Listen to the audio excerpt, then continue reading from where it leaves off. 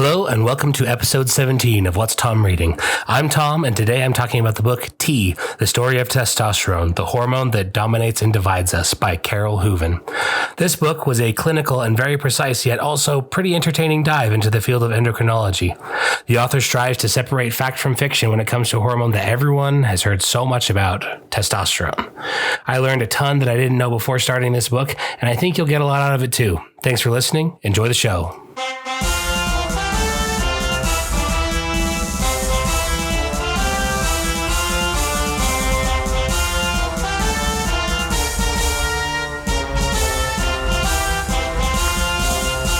All right, so welcome to this episode of the show. Just a little disclaimer here. I'm maybe going to be a little bit more quiet than I normally would be on an episode. And speaking to the microphone right now, it's once again the middle of the night. That seems to be the only time that I'm able to squeeze these things in. I don't want to wake up my kids, don't want to wake up my wife. I'm going to try to be thorough and enthusiastic, but also, keep it at a reasonable volume here. So I wanted to give you guys an update. As you've probably noticed, that the episodes have been a little bit thin lately as far as, the number that I've been able to get out in a given time. And that's because I've just been so sick. I've been sick for over a month now. And it just seems like every new bug that comes into town, we just pick it up, whether it's a stomach bug or a respiratory thing. Our family, for some reason, is just getting absolutely everything. I don't know if our immune systems have just been hit one too many times and now we're just picking it all up. I don't know. I don't understand it. Our neighbors are sick right now as well. So that's just kind of, been a setback for me. I've been tired. I've been achy. I've been all those things that come along with being sick. It's just been a bummer time. So my productivity overall has taken a hit, but I'm trying to get back on the horse. I'm trying to get back to recording these things regularly. Just a quick update on the 100 books target that I set for myself. I'm still on schedule. I just finished my 5th book of the year. And as of this recording, it is the 15th. So I'm averaging, I'm doing pretty good. A book every 3 days or so. And I'm going to try and keep up that pace throughout the year. But it's been a little bit tougher right now. So with all that said, thank you guys so much for your patience. Thank you for listening. Thank you for your good feedback and for your involvement with the show. And I appreciate you guys not giving me a hard time on being lean on the episode releases. I promise I'll try and get them coming out faster so that I can catch up on all the cool books that I've read so far. And I don't want to fall too far behind. So without further ado, let's jump in. And as I said in the beginning, we are talking about the book T, The Story of Testosterone by Carole Hooven. The full title is The Story of Testosterone, the Hormone That Dominates and Divides Us, which I think is kind of an apt title, but not really one that fits super comfortably in a title section there. It's a very wordy title. Or I can just go with the letter T, which is not informative enough. So I have chosen to abbreviate it to T, The Story of Testosterone, which I think should have just been the title. Or maybe just The Story of Testosterone. Anyways, I don't want to be too critical of Dr. Hooven here.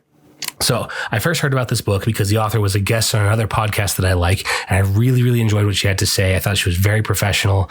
I thought she really sounded like she knew what she was talking about. So I decided to pick up her book and to take a deeper dive. And I was very, very pleasantly surprised by just how much I was able to learn.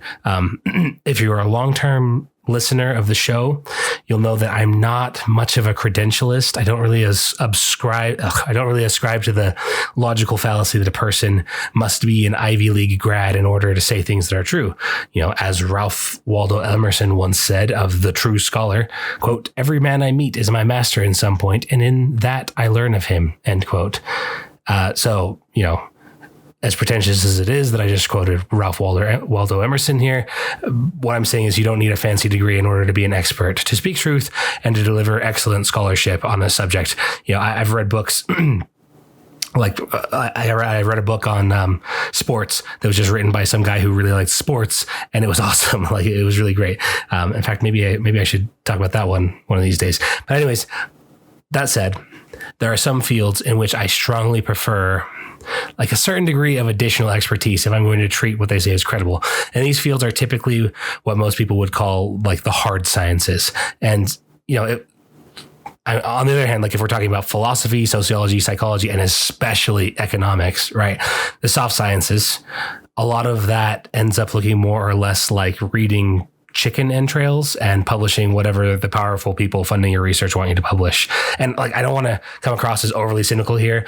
For those of you who, like I said, are long-term listeners, you probably are aware of my kind of take on this, but just for those of you who aren't, a little refresher here. I had the great privilege to tutor and TA for a 300 level research methods class during my undergrad. And I came to see just how easily the data can be manipulated to reach a result.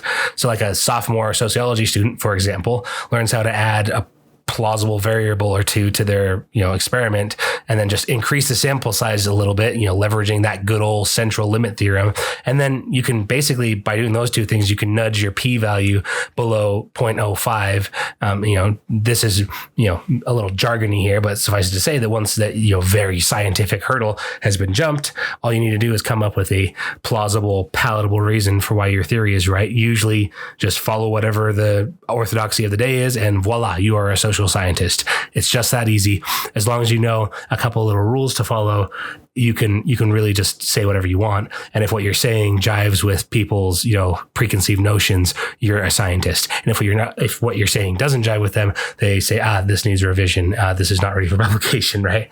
And, a few more years in school and they'll all call you doctor, give you a colorful robe to wear, and everyone will assume that what you have to say is very important. And they'll assume that you know what you're talking about.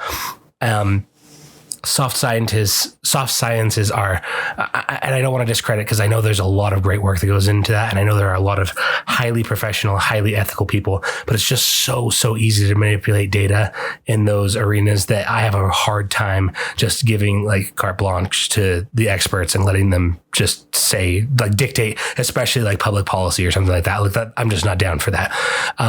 There's a lot more rigor involved in the hard sciences where data isn't so easily manipulated, right? Like molecules, chemicals, the stars in the sky. They're kind of a little bit tougher to manipulate, to, claim things that aren't there. And I'm not saying that hard sciences are perfect, right? Heaven knows that they've been wrong in big ways historically. And unless we, unless we were to like give in to an unacceptable level of arrogance, we ought to assume that we are as wrong about the universe now as our ancestors were, if not more so. After all, it's a fallacy for us to assume that science must become more accurate over time.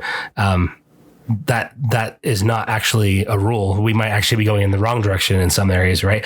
Especially since, as I've said before on this podcast, the publish or perish environment at universities heavily incentivizes researchers to rush their product to market before it's ready, so to speak, or just to say something because what you have to say is interesting and will get picked up somewhere. And that's not really, I think, the best recipe for the best science. It's a good recipe for a lot of publication. It's not a good recipe for the best publication. I think that takes a lifetime of work, and you don't really get that anymore if you're a professor at a distinguished university. They want you to be cranking it out regularly. So I don't mean to take this much time waxing philosophical about science, and I'm sorry if I've annoyed you with this detour. The point that I'm trying to make here is that I always take what the so-called experts in a given field have to say with a kind of a pinch of salt, and the more rigor that's applied to that field, the more deference I am generally willing to give to the experts in the field. And as I said before, everyone's my master in something. I'd be an idiot not to acknowledge expertise. I just try to balance that with the knowledge that things are changing all the time. And in the grand scheme of things, we probably aren't much further along in our understanding of the universe as like Copernicus or Isaac Newton were, right? Like we have definitely gotten incomplete knowledge of things as they are. And excuse me, I'm a little bit sick here. You'll hear me snuffle and cough a little bit, but I'm going to try to keep that to a minimum. So all this to say, this big detour, I am genuinely impressed by the credentials of the author of this book, Carole Hooven. Dr. Hooven is a lecturer and co-director of undergraduate studies in human evolutionary biology at Harvard University. She earned her undergraduate degree in psychology, and then she decided that she absolutely had to go to Harvard to get her graduate degree. And she talks a little bit about her story at the beginning of the book, kind of as a way to show the reader where she gets the authority to speak on a topic that's tender for a lot of people. And one of the things that I thought was really, really cool about her and has earned my respect for her is that she's just tenacious, right? So she was rejected, and I believe several times by Harvard, and she worked tirelessly to find a valid workaround in order to get in. And after some time, she discovered, or she was given the advice that doing some field work would be a great incentive for Harvard to let her in. So she jumps on a plane and she joins a research team in the jungle studying chimpanzees. And I just love that attitude of just not taking no for an answer and doing whatever it takes to get where you know you're meant to be. And Dr. Hooven is a fantastic example of persistence and professionalism. So during her time in the jungle studying chimps, she becomes fascinated by the sexual differences between male and female chimps, particularly when it comes to male aggression. So she witnesses this encounter where a female chimp was grooming the dominant male chimp, and he suddenly and without warning just turns and savagely beats the smaller chimp. And apparently this is for some reason a viable mating strategy for the dominant chimps. So they just keep doing it kind of generation after generation. And it seems like the female chimps appear to be more likely to mate with a male chimp after being beaten by him for some reason. And that's horrific. But she did notice some, in the horror there, she noticed some kind of similarities between male aggression in humans that's perpetrated against females. And so she started to, kind of draw some analogs there. And she wondered what, the encounter basically leaves her wondering about what makes the male chimps act the way that they do and what makes, some men act the way they do. And as part of her research, she had to collect pee samples from the male chimps in just like a really, really bummerish way. And this I thought was pretty funny. And like I said, this is one of the reasons I have mad respect for her. So basically, she and her crew and the guides and stuff, they'd all have to wake up before dawn and they'd sneak over to where the chimps were sleeping up in the trees. And then they'd wait for them to wake up. And just like humans, when a chimp wakes up, it feels the call of nature and they just hang their bottoms over the edge of their nests and let loose whatever solids and liquids they need to get rid of. And, Dr. Hooven and her colleagues, the brave researchers, would seize the moment and position themselves directly under the chimp butts and try to capture as much urine as they could, presumably while doing their best to avoid the solids that were raining down as well. And then they would wait and see which chimps emerged from the nests, make a note of whose pee they had collected, and then hope that one day they got lucky and got peed on by the dominant male so that they could measure his testosterone levels against those of his peers. That was kind of the research that they were doing there. And like I said, that sort of dedication right there is why I respect Dr. Hooven as an authority on the subject of testosterone and its effects on the sexual dimorphism that it generates in mammals, including humans. This is a person who is dedicated to the craft and who very clearly knows what she's talking about. And it was a thoroughly researched and surprisingly entertaining book that I highly recommend. So that's it for the author. Just so you know who she is and where she's coming from.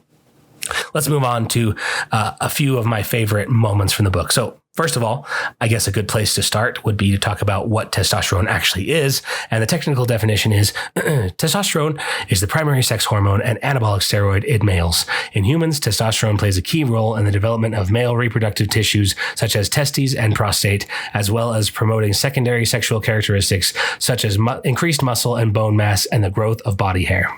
So basically, it's the hormone that is responsible for making men manly. It also has some uses in healthy women, although they obviously don't have testicles, so they aren't producing anywhere near the amount that a healthy man will produce. But in mammals, testosterone is the hormone that, as a general rule, increases aggression, competition, strength, size, stuff like horn growth, hair growth, all that stuff. It's what makes a lion grow a mane, a deer grow antlers, and it's why male gorillas are around twice the size of female gorillas. And humans, like most mammals, are all mammals that I can think of, humans are a sexually dimorphic species, though, which means that we have some pretty serious differences between males and females of our species. Men are, on average, much larger and stronger than women are, and they also tend to have much more body hair, grow beards, that sort of thing. The jaw lines, just stereotypical masculine features, heavier brows, bald heads from time to time. Basically, and I read somewhere after reading this book that the average American man is around 4 times the upper body strength of his wife, which is very interesting. And let's take a little detour here. It should go without saying, but since we're living in, possibly the dumbest era of humanity, when people say the average man is stronger than the average woman, so when I say that the average man is stronger than the average woman, that doesn't mean that all men are stronger than all women. When I hear these types of arguments, I'm often reminded of a girl that I knew in my undergrad who was just, I don't want to be rude, but she was kind of a difficult sort of person, right? The kind that puts their hand up for everything, says something, inane, and then feels like they set the room on fire with their intellect. I think a lot of people kind of know a person like that. And I'll always remember a class where one of my favorite professors was discussing statistics and how they apply to, larger systems as a whole, larger social systems as a whole. And he said something along the lines of, statistically, children of divorce don't do as well in school and have a host of other negative outcomes at a higher rate than children who come from an intact family. Pretty uncontroversial statistic there, very well studied, very well fleshed out. The findings are essentially like a law of sociology right now. And this wonderful classmate of mine proceeded to put her hand up and, without being called on, blurt out, "That's ridiculous. My parents are divorced, and I'm pretty sure I'm the smartest person here." That was fun. We all had a kind of a quiet giggle at that. And the professor responded in his characteristically dry wit, "Clearly, you are the smartest person here. But for the rest of your classmates who aren't as smart, I'll clarify that individuals within a population aren't necessarily bound to the statistical average of the population." And it kind of went over her head a little bit, but the rest of us obviously understand that, when we say the average of a population, that's just kind of a rule that you can kind of expect. If you find a random person, there's a good in the population, there's a good probability that they follow that average rule. Not all of them do. That's just not how it works, right? In other words, the author speaks of testosterone's effects on physiology in general terms, right? So not all men are 275-pound, barrel-chested, thick-bearded, bald-headed, muscle-bound beasts, and not all women are, 100-pound featherweights. There's a ton of diversity in our species, and there are lots of very large, very strong women and lots of very small, very weak men. Not all men can grow a beard. Some women have lots of body hair. It's just one of those things, right? And I read some of the reviews of this book that this book got, and some of the negative reviews. And there were so many people in there saying like, "Nuh-uh, I know a lady who's way big and strong. So, Dr. So-and-so doesn't know what she's talking about." And I was just like, come on. Right. And so basically, if you're having trouble grasping this concept, well, I'm sure you're not, right? Dear listener, I know that you're a smart person. And so, but if you're having a hard time with it, just take my word for it. Averages apply to entire populations, and men are, on average, much stronger than women.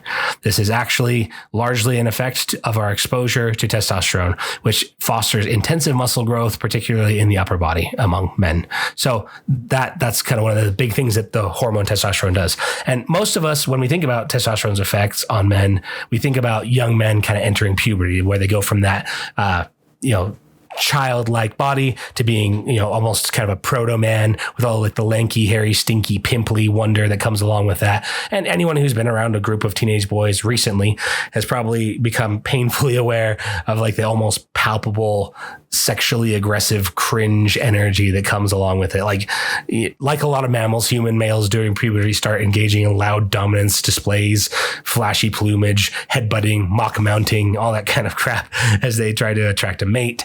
And if I'm honest, it's a time that I look back on with a small degree of shame, as I'm sure most honest men who have grown to maturity do. What's interesting about testosterone, though, is not necessarily, it does do all those things. It does change, a boy to a man or whatever. But what's interesting is that the effects of testosterone on the male body predate puberty by a very long time. In fact, due to the Y chromosome that males inherit from their fathers, the SRY gene starts cranking out male sex hormones pretty much from the first day after conception. And it's this exposure to testosterone in vitro that turns the default female mammalian fetus into a male with a penis, testicles, and vas deferens, which are the tubes that transport sperm from the testes to the prostate. So in the book, the author talks about how all of the male parts actually start out just the same as female parts until the baby's testosterone levels rise sufficiently to induce the growing of those parts into male parts. So, not to put too fine of a point on it, but let's be descriptive here. And I found this part very interesting. I hope you do as well. Essentially, the clitoris lengthens to form the penis, the labia fuse together to form the scrotum, and the ovaries descend and become the testicles, with the fallopian tubes forming the new vas deferens. And it's really cool because all those parts are interchangeable during this fetal period here. And without the effect of testosterone, they grow to be a natural, normal, healthy female. And with the effects of testosterone, they grow to be a natural, normal, healthy male. And there's some pretty serious differences there physiologically, but we're closer than we think. And there are some people who have, of course, genetic disorders that kind of leave them a little bit of both or somewhere in between, and that can be very difficult. We'll talk a little bit more about that later on because the author does address that. So with this process here, or without this process, only females would be born. And of course, until the species went extinct for lack of males. But I found the process super fascinating. And the author also spoke about the effects of in vitro testosterone exposure on the brains of developing babies. And this area of study is understandably, I think, a little less developed, a little less scientifically certain, but early indicators of the research are that testosterone lays like a sort of roadmap of what it means to be a male in the brain of a baby boy before he's even born. And as he goes throughout his childhood and approaches puberty, those roadmaps in his brain are activated, and he begins to act out kind of the stereotypical masculine roles that we associate with manhood in our species. Right. And here's where we need to make a special note on like the social constructionists versus kind of the naturalists. Right. So social constructionists, I think, would probably go absolutely bananas about the idea that there are just inherent inborn differences between human males and females. And to those social constructionists, I'm sorry to say, you are wrong. Right. At this point, it's indisputable. There are fundamental biological differences between human men and human women. To think otherwise would be to assume that we are fundamentally different from all other mammals to such a profound degree that it basically beggars belief, right? We know for sure that there are fundamental differences between men and women. We are a sexually dimorphic species. Definitely. Absolutely. Unquestionably. But I'm not going to say that social constructionists are completely wrong either, right? So there's this age-old argument among scientists. It's, this nature versus nurture. And this argument still rages on to this day. And one side says we're nothing but our genes, while the other side says that we come into this world as basically blank slates, and then, stinky, dirty society teaches us to be unclean, unwholesome beings, right? And you might be able to detect some scorn in my tone here, and I'll admit that I prefer the clinical dryness of the nature folks over the sanctimonious screeching of this generation's nurture clan, but I have to give the nurture folks their due because they are onto something, right? Like we definitely are a product of our environments and our upbringings as well, for sure, right? In fact, more so than any other animal, because we are just a much more adaptive species, much more intelligent, much more adapted to our environment. We think, therefore we are, right? Kind of that sort of thing. And in the midst of the back and forth, though, a lot of people take the position that it's obviously both our genes and our upbringing, right? Like a lot of people say, well, they kind of interrupt the nature versus nurture, and they say, well, why not both, right? And I agree with that sentiment as a general rule. I think we are both the product of our genes and of our upbringing. But I'll go even further and take this back to my esteemed colleague whose parents were divorced, but that she was still the smartest person in the room. I'm gonna generalize this, right? I'm gonna say that as a population, nature is the strongest predictor of human behavior, while at the individual level, the greatest predictor of how we will behave in a particular environment is formed by our experiences and socialization, i.e. nurture, right? So maybe that distinction doesn't jive with you so much, and that's totally fine, but that's just kind of my own preference on how to sort these things out, right? So on the big level, nature kind of dictates what makes a human do what humans do, and on the small micro level, like the individual human, it's definitely what makes us different from the people around us is definitely our environmental upbringing, and that has to be the difference, right? There's not a whole lot of difference between us genetically, but there is some pretty substantial differences between us in the way that we grow up. So long story short, as a population, we are definitely, and I mean definitely, affected by our genetics more than our environment. We know this because humans behave in extremely similar ways all around the world, independent of one another, and with just vastly different ecological and social environments, right? If you see the same behaviors popping up in like Arctic Inuit people as you see in people in the jungles of Papua New Guinea, you should probably conclude that there's a fundamental characteristic of our species at play there.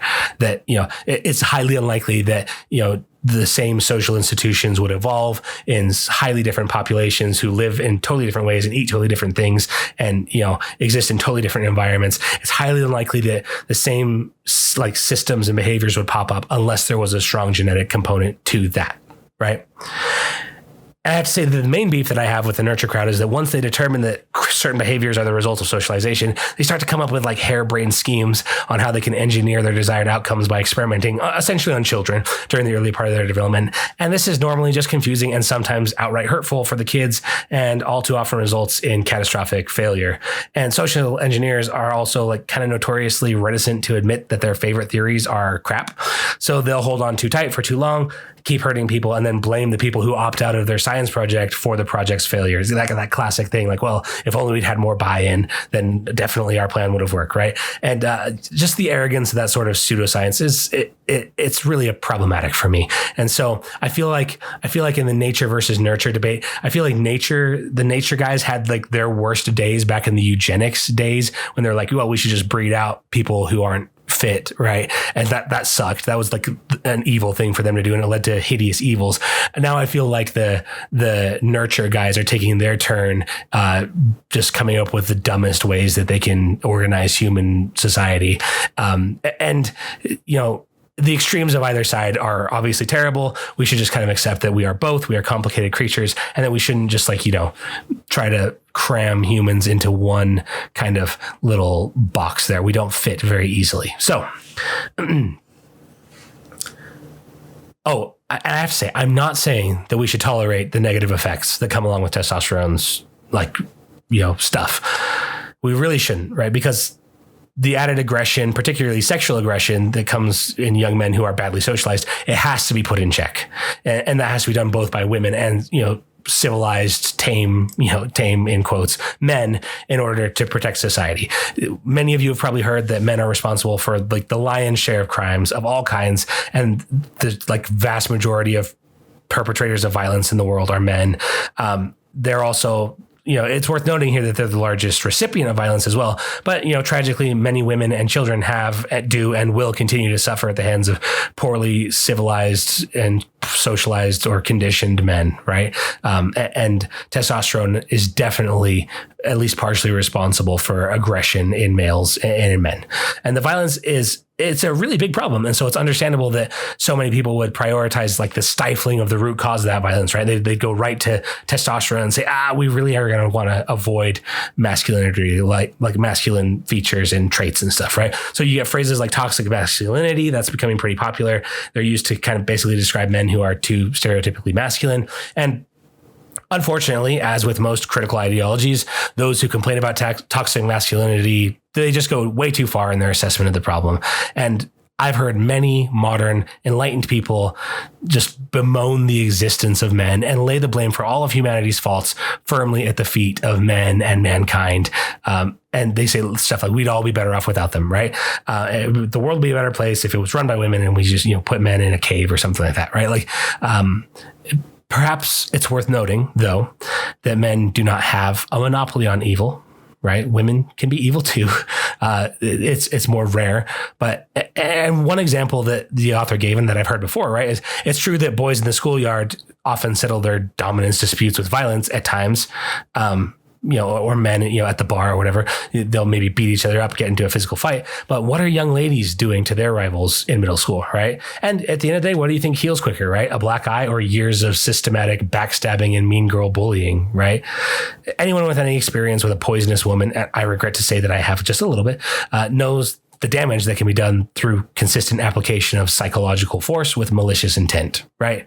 That's a fancy way of saying that women can be evil too. They can crush your spirit. They can, they often use different tools other than outright, chest thumping violence, but that's not, we all know a mean girl, right? And I don't need to say any more there, so I won't. I'm going to move on. But let's just move on to the next thing here. Acknowledge that testosterone has causes some problems. It's a problematic, powerful hormone. It makes men big, aggressive.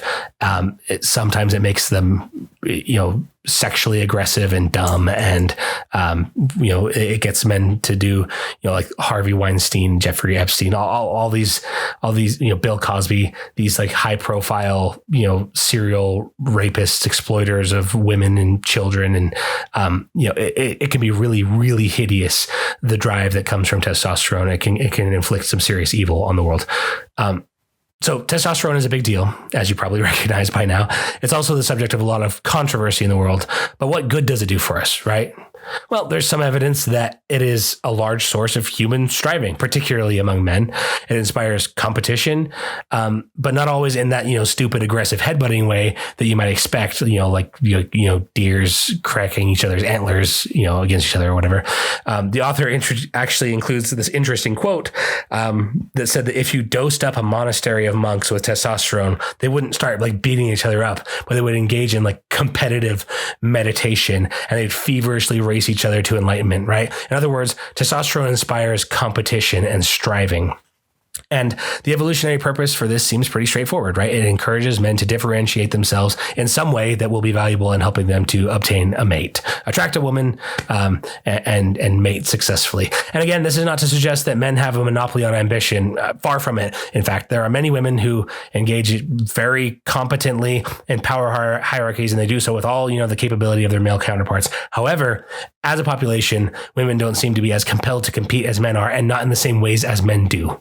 That's, again, just an average kind of thing, just a population kind of thing. I don't want to go too deep into this because I'm kind of straying beyond my area of expertise here. And I don't want to get outside of what the author talks about specifically, because I'm really relying on her expertise here. I don't want to, this is such a tender topic. I've really tried to write out what I'm going to say here. That might make this particular episode sound more formal than my other episodes. I don't want to stray off the beaten path here, because this is an area where I'm not comfortable pontificating, right? The next book I'm going to talk about, it talks about, Russian gangsters and, their manipulation of the economy. I'm definitely going to riff on that one, because that just sounds like a lot of fun to talk about to me. This one, though, this book was really good, but I want to make sure that I don't say anything out of turn here. I want to make sure that I'm faithful to what the author says. And so the author spends, Dr. Hooven, she spends a good deal of time talking about transgenderism and the somewhat modern trend of using like surgery, puberty blockers, and hormone dosing in order to help someone change from their biological sex to their preferred sex. And this is where we kind of move into political areas here. But like I said, I'm going to stick very faithfully to what the author said here. So this is not my opinion. This is just, this is what she says.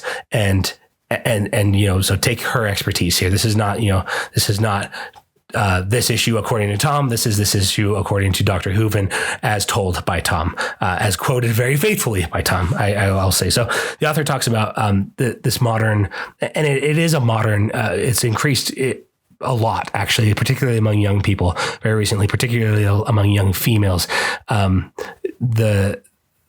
the incidence of this has just it's skyrocketed, right? And there's a lot of people who are questioning why that would be. There's a lot of theories right now. It's brand new. It's unsettled. It's like the cutting edge of science. But unfortunately, it's become so politically charged that there's basically no room for any discussion, like actual honest discussion on the subject. So for my part, I'm just going to kind of stay away from it. Like I said, it's outside my area of expertise in a huge way.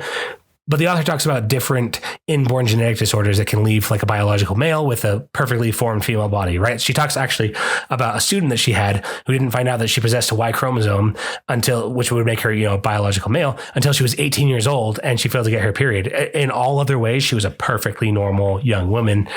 She developed, breasts and, kind of curvy hips and stuff like that. But she went to get checked when she didn't get her period, and they found that she had undescended testicles and that her vagina just kind of ended without leading into a uterus or ovaries or anything like that.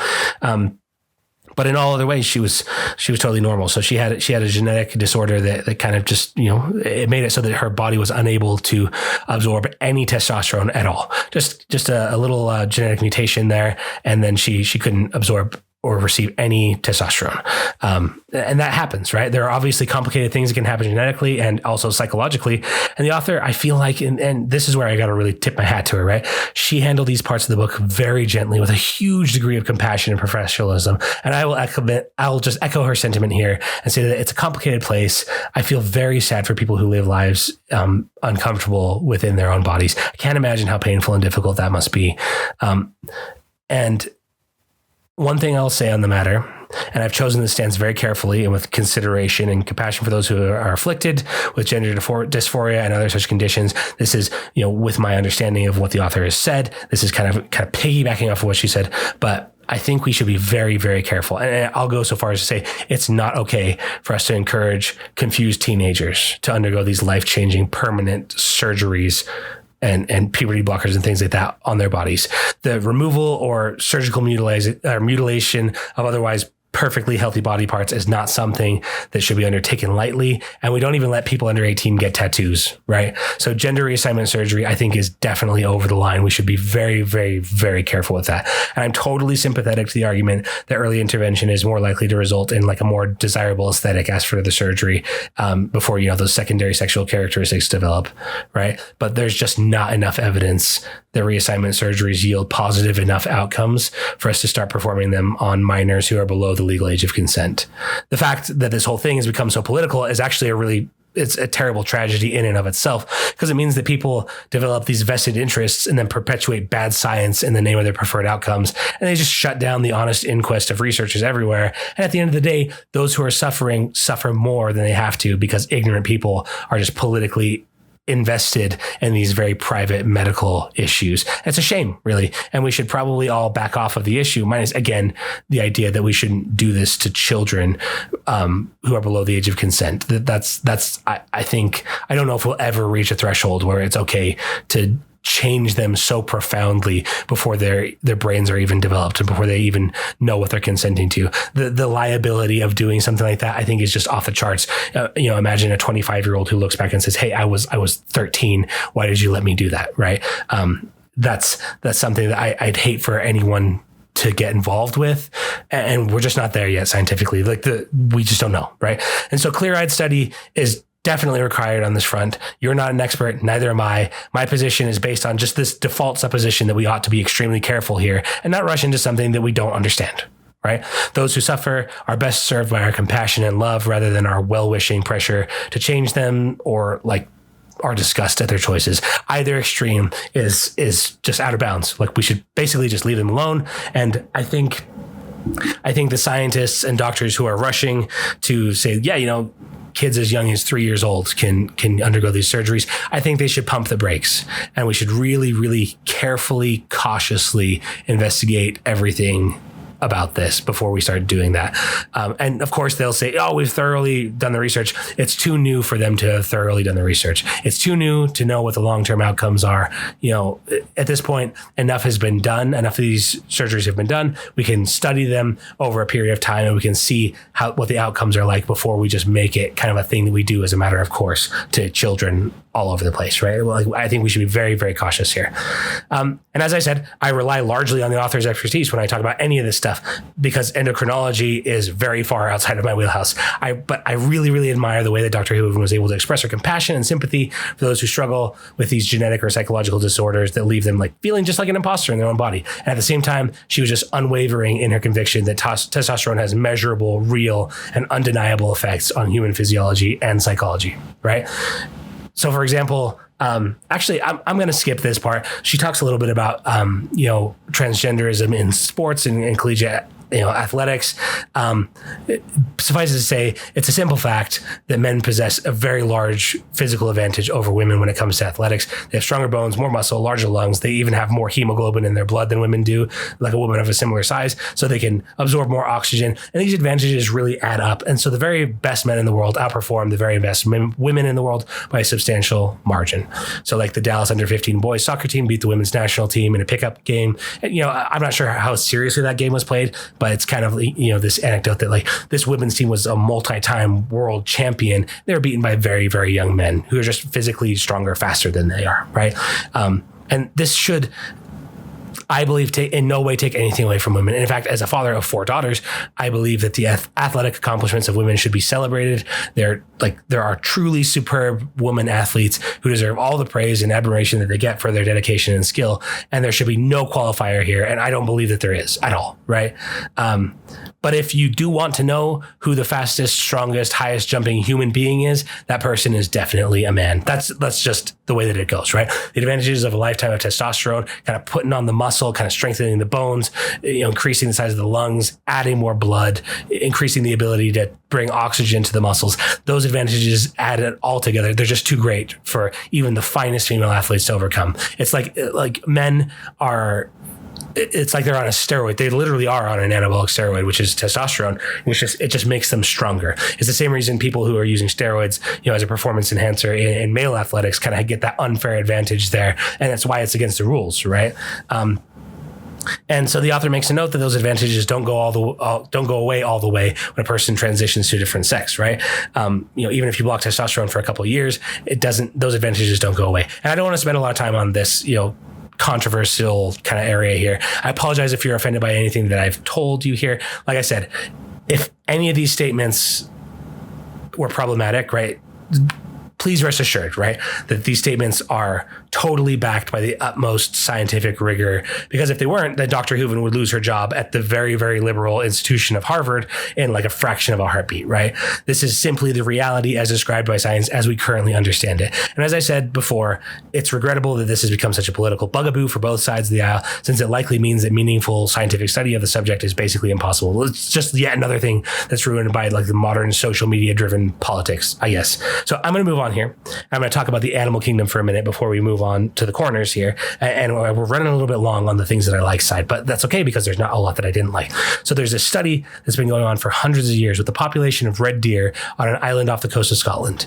The researchers there have been watching this population of deer for generation after generation, and they have kept track of the most like successful mating strategies, and they've kept like this full breeding family tree pedigree chart of the population for like the whole time.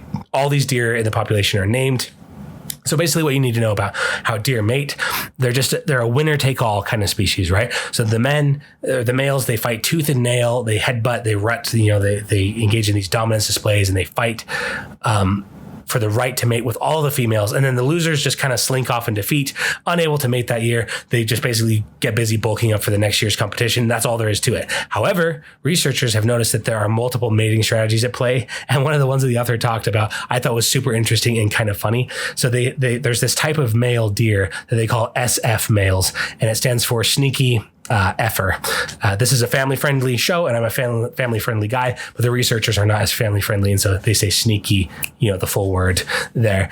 And it's kind of like a play on words, right? Because, it's the colloquial sense, like they're sneaky and cheeky and those buggers, right?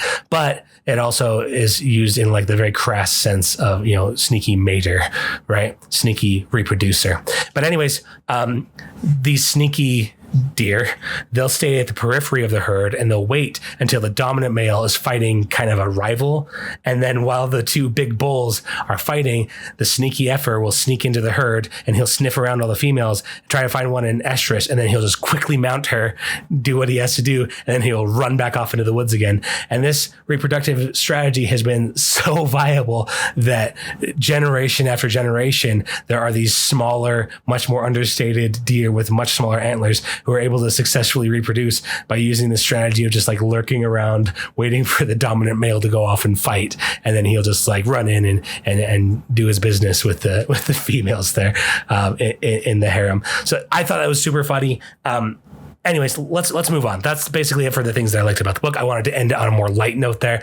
It was super well researched, well written, perfectly professional in its handling of these difficult subjects. And I totally got to tip my cap to Dr. Hooven here. Now let's head over to the science corner.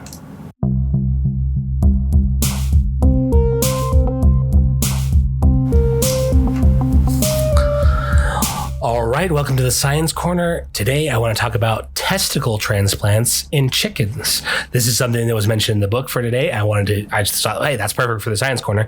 So basically what happened is a scientist who was studying the effects of testosterone kind of really early on in the literature before they really knew what was happening. They knew, though, that if you castrate male animals, they grow differently and they grow without the stereotypical male characteristics. And so he was castrating a bunch of cockerels, right? Some young male chickens. He'd castrate them and they would grow up and they would exhibit basically all the same features as a hen. They'd be larger, substantially larger. In fact, they're so much larger that they're what's called a capon, and they're kind of a delicacy, a castrated chicken. And it was an interesting experiment, though, because so they'd remove the testicles of these cockerels. They'd be totally female. And then they would transplant in a testicle from a different cockerel, like a sibling cockerel or whatever, transplant it in, try to hook it up to the vasculature there. And if it would take, and was successful transplant, then all of a sudden this cockerel would start to grow the plumage of a rooster. He'd start to crow. He'd start to, do the things that roosters do, but it wasn't his own testicle, and it wasn't, birds only have one testicle, sorry, but it wasn't his own testicle, and he wasn't creating sperm. And so the scientists kind of figured like there's something in the testicle itself. It's not the sperm. It's not, the fact that it's his testicle. Like any testicle will do, it seems. And it's making something that's making these birds male. It's making them into roosters. And that was kind of some pioneering early area where they eventually identified that it was the hormone testosterone. And that's kind of really early days. I thought it was super fascinating. This has been the Science Corner. Let's move over quickly to the History Corner.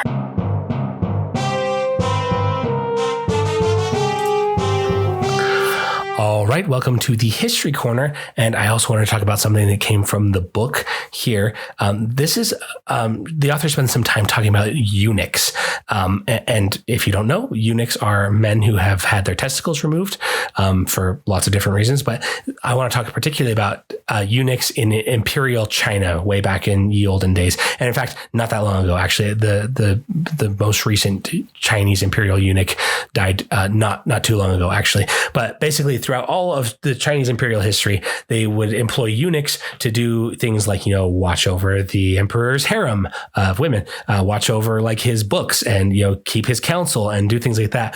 That, the idea being that a man who doesn't have his testicles is going to be less ambitious and he's not going to be interested in, sleeping with the emperor's wives or concubines, right? So the process basically was they take a young boy who had basically no prospects. His only hope for a good life was to become an imperial eunuch. And so he'd go and he'd undergo this horrific surgery where they take a hot knife and cut his giblets off, not just the testicles, but like the penis and scrotum all the way down. And they jam a straw up into the urethra to hold it open. And the kid, if he was lucky enough to not die of the fever and blood loss and infection that immediately came after this, he would go on to be a eunuch, and he'd go to the imperial palace for some training, and he'd have a pretty good cush life, and he'd be able to support his family on the earnings that he had. What's interesting about the Chinese, though, is that they would pickle the preserved chopped off body parts, the penis and testicles and scrotum and all that, and they'd pickle the junk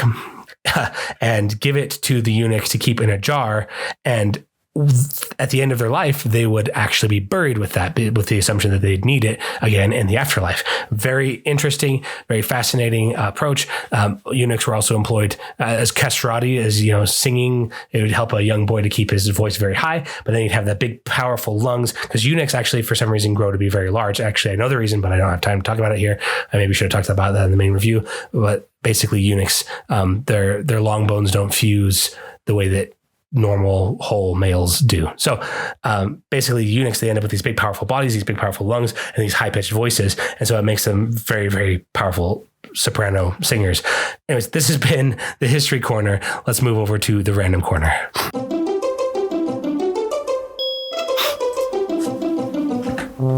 Welcome to the Random Corner.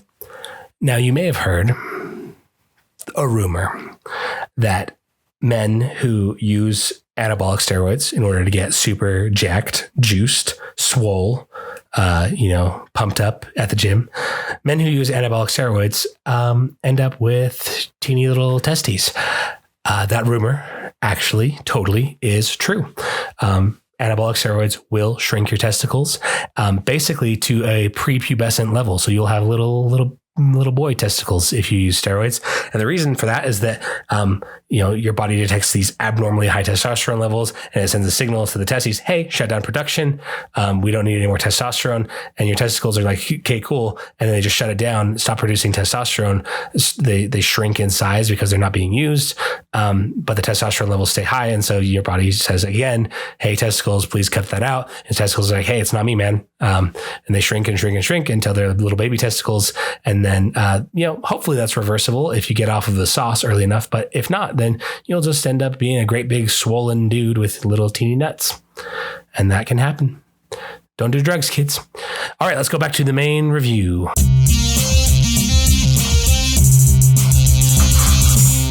Okay, guys, welcome back to the main review. This is the part where I traditionally talk about the things that I didn't like that much, but as you've no doubt noticed, I kind of went way over time on the things that I did like. And I have to admit that this was a pretty excellent book, and I can't think of anything that I really didn't like about the book. As I said, I was struck profoundly by the author's professionalism throughout the whole thing. I learned a ton. I had an objective, competent professional who I respect because of like her can-do attitude and her collection of, monkey pee, like in the jungle. That's hardcore, right? That's a professional right there. That's someone who's dedicated to the craft. So I had this objective professional shed light on a political concern. I was entertained throughout.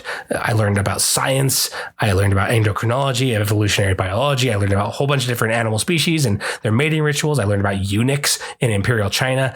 I was so impressed with this book that I actually emailed the author to thank her for her efforts here and to express my admiration for the thorough job that she did with this book. And I told her, and I'll tell you, dear listener, that I will be early in line for her next book if she writes one. So I guess we'd better just move on to the rating of the bells and then wrap this episode up. I don't want to go too far over time here. So I'm keeping the things that I didn't like section super short. There really wasn't anything I didn't like. That might be because I guess I could say I lack the necessary knowledge to be able to critically appraise a book about endocrinology, or it might be that it was just that good. Honestly, I didn't have a bad thing to say about the book. So here we go. The rating.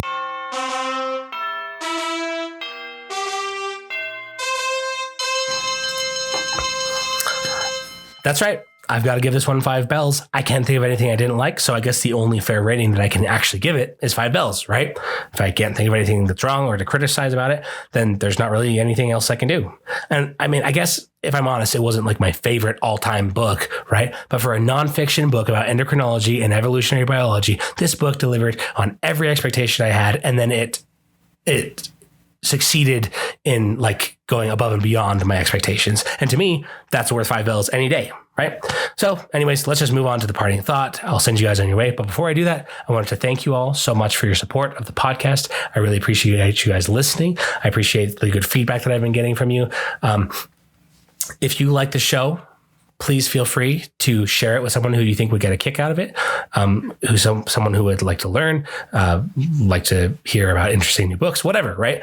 Or just needs a podcast to listen to, on their commute to work, whatever. I'd be happy to have other people listening. I'd love to kind of build this community. If you really, really love the show and you'd like to support it financially, you can head over to my Patreon. There'll be a link in the description here, or you can just look up What's Tom Reading on Patreon. You can, give me a couple of bucks to help me, keep buying books. This habit is not cheap. It's worth it. It's absolutely worth it, but it's not the cheapest hobby that a person could have. Oh, and if you need to contact me for any questions, recommendations, complaints, corrections, compliments, whatever, you can reach me at whatstomreading@gmail.com. Without further ado, let's move on to the parting thought. And this is a twofold thought that I think is worth really thinking about, worth really sinking your teeth into.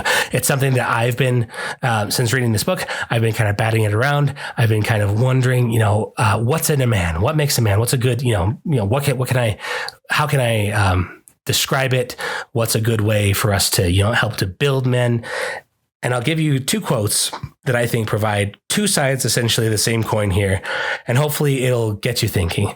I know that we've been talking about the male hormone of testosterone throughout this episode, but I want my female listeners to pay attention to this thought as well. I appreciate you very much. And I hope that this has been useful for you this whole episode. But after all, right, we are all very much invested in filling the world with good men in order to both reduce the negative impacts of unchecked testosterone and to also increase the benefit that can come from well-harnessed, well-adjusted manhood, right? Making good men is all of our responsibility. So the first quote here is from Theodore Roosevelt of, American president fame. He says, quote, "We need the iron qualities that go with true manhood. We need the positive virtues of resolution, of courage, of indomitable will, of power to do without shirking the rough work that must always be done." End quote. And on the other side, we have the second quote here from C.S. Lewis. Quote, "We make men without chests and expect of them virtue and enterprise. We laugh at honor and are shocked to find traitors in our midst. We castrate and bid the geldings be fruitful." End quote. Now, far wiser men than I have debated for thousands of years about what makes a good man. And there are many wonderful examples that can be called to mind, as well as many horrific ones of bad men, right? There is little in nature that rivals the destructive force of evil men. Even like the lowest, basest man, through his personal evil can break the hearts and spirits of his wife and children, which can cause generational trauma that will spiral into society, right? Evil men, on the other hand, who find themselves in, a seat of power, they can scorch countrysides, right? Decimate populations, exploit, destroy, dominate, rape, and ruin the world and its people. And if history has taught us one thing, it is that evil men can, will, and do rise time and again. Whether they are at the head of an army or they're just the tin pot dictator of their own little house in the suburbs, there is not a lot that can limit the damage that an evil man can do in his sphere of influence. Good women can and do work to raise fine sons who respect and love their fellow man, treat women and children well, and exercise, proper stewardship and discipline in every arena of their lives. The work of good women in making good men cannot be overstated here.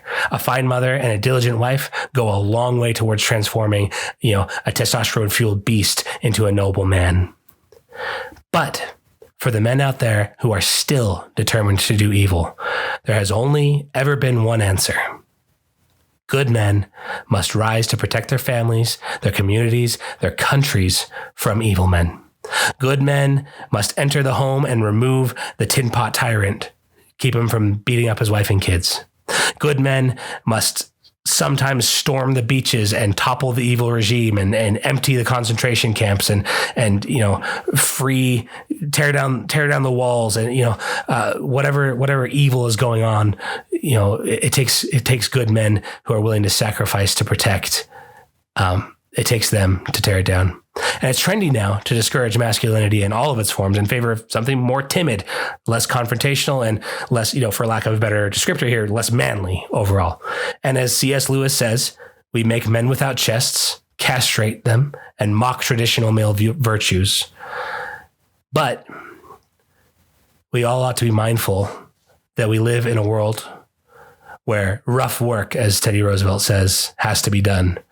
Evil men roam around like wolves, and we should take care that we don't inadvertently turn all of our wolfhounds into lapdogs, because this world still needs good men to fight evil men face to face, man to man, and strength for strength.